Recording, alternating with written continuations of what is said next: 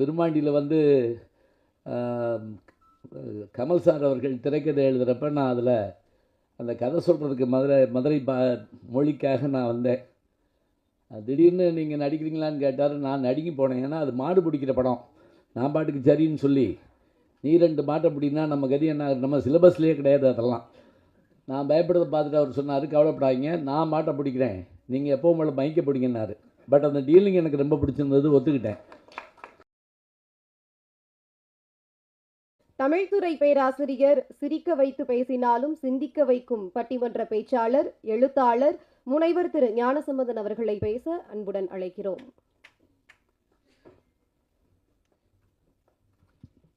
இப்படி சொன்ன உடனே கைதட்டுவாங்க எங்கள் ஊரில் எல்லாம். நீங்கள் ரொம்ப அமைதியாக இருந்து எங்களை பயமுறுத்திக்கிட்டு இருக்கீங்க.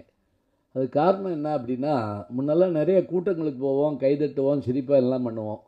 இப்போ டிவியாக பார்த்துக்கிட்டே இருக்கிறதுனால வீட்டுக்குள்ளே உட்காந்து கைதட்ட முடியாது, விசில் அடிக்க முடியாது, என்ன பண்ண முடியாது. அப்படியே என்ன ஆகிட்டோம்னா ஃப்ரீஸ் ஆகி உட்காந்துருக்குறோம்.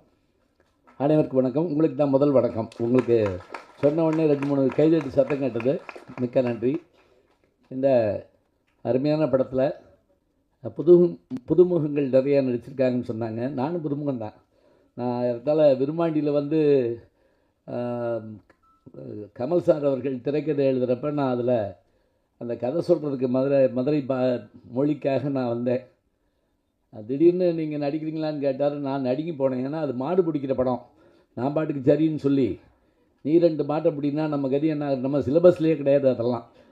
நான் பயப்படுறதை பார்த்துட்டு அவர் சொன்னார், கவலைப்படாதீங்க, நான் மாட்டை பிடிக்கிறேன், நீங்கள் எப்போவும் போல மைக்க பிடிங்கன்னாரு. பட் அந்த டீலிங் எனக்கு ரொம்ப பிடிச்சிருந்தது, ஒத்துக்கிட்டேன். இன்றைக்கி வரைக்கும் ஒரு 50 வரைக்கும் வந்துட்டேன் சார். பேக்கராஜ் சார் 50 படம் வரைக்கும் வந்துட்டேன். அவருக்கு சிரிப்பு வருது. ஏன்னா நானும் அவரு இப்போ தான் ஒரு வெப்சீரிஸில் நடிச்சுட்டு வந்தான். இதில் எனக்கு என்ன பெரிய மகிழ்ச்சி அப்படின்னா, எனக்கு பிடிச்ச கதை, எனக்கு பிடிச்ச அந்த பாத்திரம், அது மட்டுமே எனக்கு ஒத்து வரும்னு நான் சொல்லிடுவேன். அதுபோல் இதில் என்ன அவங்க கூப்பிட்டு அந்த சொன்ன விஷயங்களும், இயக்குனர் அவர்கள், தயாரிப்பாளர், கூட நடித்தவங்க எல்லாருமே என்னை வந்து அவ்வளவு அருமையாக பார்த்துக்கிட்டாங்க. சொந்த வீட்டில் இருக்கிற மாதிரியான ஒரு சந்தோஷம் எனக்கு இருந்தது. உண்மையிலேயே இந்த சொல்லப்பட்டிருக்க மாதிரியான இந்த செய்தியெல்லாம் பார்த்துக்கிட்டே வந்தேன். அதுலேயும் நம்முடைய கௌரவ நாராயணன் அவர்கள் பேசிக்கிட்டு இருக்கப்போ தான் உள்ளே வந்தேன். நான் மதுரைக்காரர் தான், எங்கள் தம்பி. அவர் சொன்ன அந்த விஷயங்களெல்லாம் கேட்டு நானும் ரொம்ப வியப்படைஞ்சேன். ஏன்னா நான் வந்து திரைப்படம் மட்டுமல்ல, என்னுடைய யூடியூப் சேனலும் இருக்குது. நான் முதல்ல சினிமா ரசிகன். அதனால் நான் எந்த ஒரு இதையுமே காயப்படுத்தக்கூடாதுன்னு நினைக்கிறக்கூடிய ஆள். அப்படி இருக்கிறப்ப சில கடுமையான விமர்சனங்கள் வர்றப்ப நான் ரொம்ப வருத்தப்படுவேன். இது என்ன பண்ணுறது, என்ன செய்கிறது அப்படின்னு நினைப்பேன். இருந்தாலும் நல்ல ஒரு படம், நல்ல ஒரு திரைக்கதை, நல்ல ஒரு விஷயத்தை எல்லோரும் கொண்டு வந்து கொடுக்கணும். அதை எல்லோரும் எதிர்பார்த்துக்கிட்டு இருக்கோம். இப்போ முக்கியமாக சொல்கிறதா இருந்தால், மக்கள் தான் தீர்மானிக்கிறாங்க. தேர்தல் மாதிரி தான் திரைப்படங்களும் இருக்குது. அதனால் இந்த படம், இதில் சொல்லப்பட்டிருக்க இந்த முன்கதை சுருக்கம் மாதிரி கொடுத்துருக்குறாங்க. அதை படிக்கிற போதே எல்லாருக்கும் ஒரு ஆர்வம் வந்துடுது. யார் அந்த கைலன், என்ன நடக்குது அப்படின்னு. இது பழைய ஸ்டைலுங்க. இந்த பாட்டு புஸ்தகம் போடுவாங்க திரைப்படம் பற்றி போடுறப்ப, தீபாவின் கதி என்ன, அவன் அகப்பட்டானா, விடை வெள்ளித்திரையில் காண்க, இது இப்படி போட்டு படம் பேர், டைரக்ஷன் எல்லாம் போட்டிருப்பாங்க. இந்த கதை சுருக்கத்தை கையில் வச்சுக்கிட்டே பல பேர் படத்துக்கு போவாங்க. அந்த காலத்தில் அதுதான் முக்கியமான ஒன்று. அது மாதிரி இந்த படத்துக்கு மிக அருமையாக இவர்கள் அந்த செய்திருக்கிற பணி, படத்தை நடிச்சிக்கிட்டு இருக்கப்பவே இதில் ஏற்பட்ட ஒரு மகிழ்ச்சி, எல்லாத்தையும் முகந்துக்கிறதுக்கான வாய்ப்பு கிடச்சிருக்குது. நிச்சயமாக இப்போ எனக்கு தெரிஞ்சு அவங்க சொன்னாங்க பாருங்கள், அது மாதிரி இந்த சின்ன படங்கள் அழகான வெற்றி கொடுத்துட்டே இருக்கு. அப்படியே இந்த வெற்றியும் சாதாரணமான வெற்றிகள் இல்லை.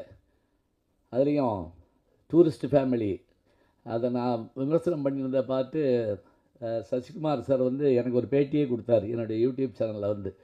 அது எதுக்காக அப்படின்னா, நல்ல விஷயத்தை நம்ம பாராட்டணும், அதே சமயத்தில் யாரையும் பாதிச்சிடவும் கூடாது. மோசமானது, அது ரொம்ப மோசமானது இதை சொல்கிறது பெரிய விஷயம் இல்லைங்க. அது ஒரு நிமிஷம் அது நின்று பார்த்தா தான் அந்த கஷ்டம் என்னான்னு தெரியும். அதனால தான் நான் அடிக்கடி சொல்லுவேன், பேசுகிறது ரொம்ப ஈஸின்னு நினைப்பாங்க. எந்திரின்னா நெஞ்சு வலி வந்துடும் சில பேருக்கு. இல்லைன்னா வெறும் ஃபோன் எடுத்து வச்சு அப்படியே அப்படின்ட்டு கிளம்பி போயிட்டு இருப்பாங்க. அந்த அந்த கஷ்டம் அது இதுக்கு தான். இப்போ இந்த போடியமே எதுக்குன்னா நடுக்கம் வெளியே தெரியாமல் இருக்க தான் பிடிச்சிக்கிட்டு நிற்கிறோம் அப்படியே. அதெல்லாம் நமக்கு தெரியும். அதுபோல் திரைப்படத்துலேயும் அவங்க நடிக்கிறதுக்கும் எடுக்கிறதுக்கும் எத்தனை எத்தனை கஷ்டங்களை பட்டிருப்பாங்க. இதெல்லாம் நம்ம பார்க்குறோம். எல்லாத்தையும் தாண்டி ஒரு படம் ரிலீஸ் ஆகிறதும் அந்த படம் வெற்றி அடைகிறதும் அதில் யாரும் கெட்ட படம் எடுக்கிறது இல்லைங்க. இந்த படம் ஓடவே கூட அப்படி யாரும் எடுக்க மாட்டாங்க. ஓடணும் தான் எடுக்கிறாங்க. அது என்னமோ சில நேரங்களில் சூழல் அப்படிலாம் இருக்கலாம். இருந்தாலும் நம்ம வெற்றியை நோக்கி நகருவோம். வெற்றிக்கான முயற்சி எல்லாமே செஞ்சிட்டோம். இந்த சில பேர் சொல்கிறாங்கள, நல்லா தான் எழுதியிருக்கேன், ஒன்றும் கவலை இல்லை அப்படிம்பாங்க. அதே மாதிரி நல்லா உழைச்சிருக்கோம், அதுக்கான வெற்றி நமக்கு கட்டாயம் கிடைக்கும்.